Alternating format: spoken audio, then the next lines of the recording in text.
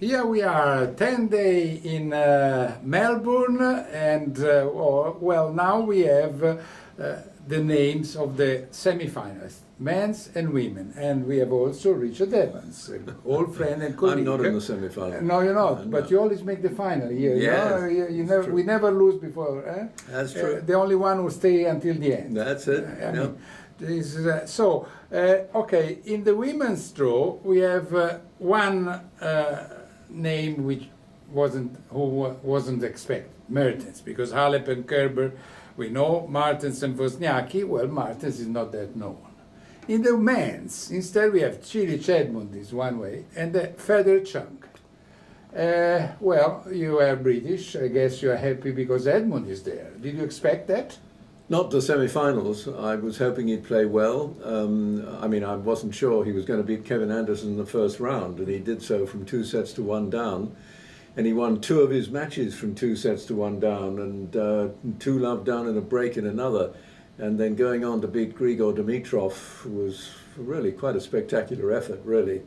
Dimitrov had played not so well and then very well.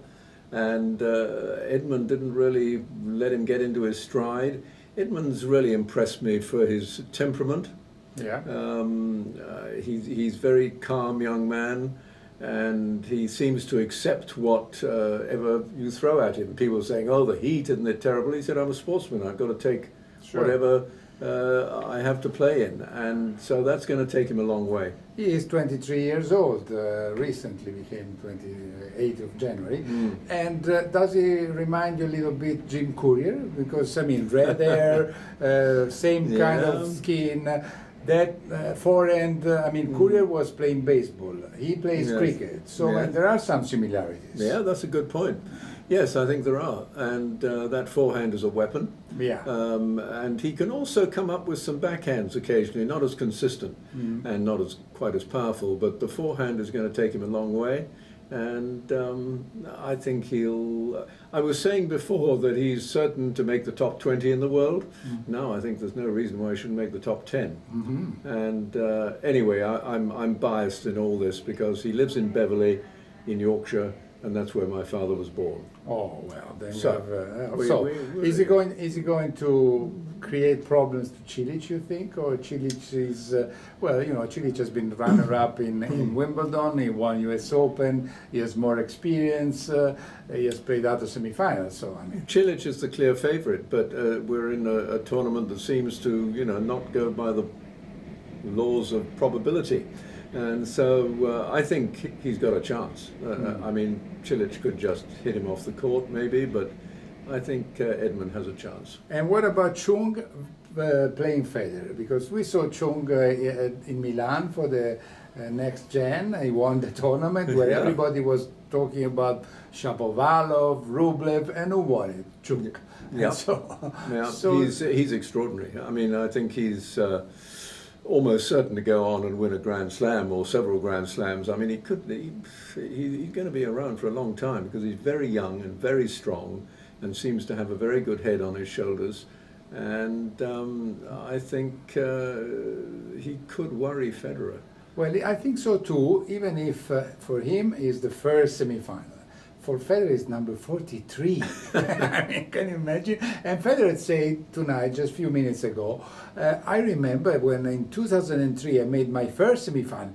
My God, it was a big thing, big step. And so, I mean, you know, it's... I don't know, Chung doesn't seem to be the guy who gets terribly nervous. I mean, you don't know what's going on inside. No. But, it's hiding pretty well. Yeah, whatever nerves he feels, he certainly doesn't show them, and that in itself is an asset. If you look as if you're, you know, where you think you should be. Sure. And so Federer's got to play well, I think. I think for Federer will not be easy. I mean, that's my impression. I'm curious to see what will happen. Anyway, about women, just your favorite. There is a semi-final, Halep Kerber.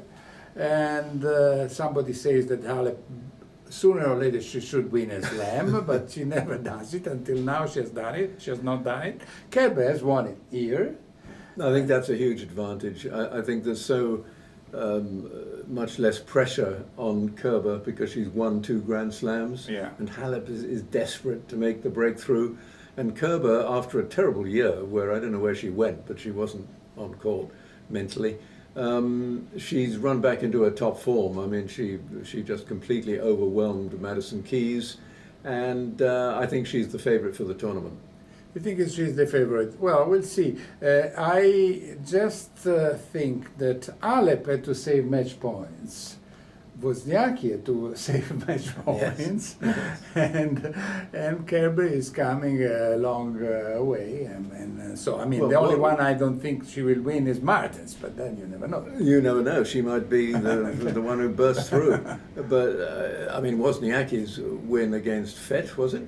Yes, From 5-1 and 40-15 in the 2 match third. points. I mean, that is as deep a hole as you can And get she yourself never in. won a slam. And then No, only no. when she was No. number 1 in the world, everyone was saying, you know, okay, she's number 1, but she never won a slam. Now, maybe she's number Maybe 2, who knows? this could be it. Yeah. This could be it. You never know. Okay, listen, thanks a lot, Richard Evans, old friend and colleague, almost a little older than me, because he's the only one probably who has covered more slams than I do. Yes. You're around 100, or, 200, sorry. This is my 200th. This is your 200, Yes. so I'm far away. I have to run behind the tennis ball for 10 more years, more or less. That's it. Okay. You keep going. Okay, ciao, thanks a lot.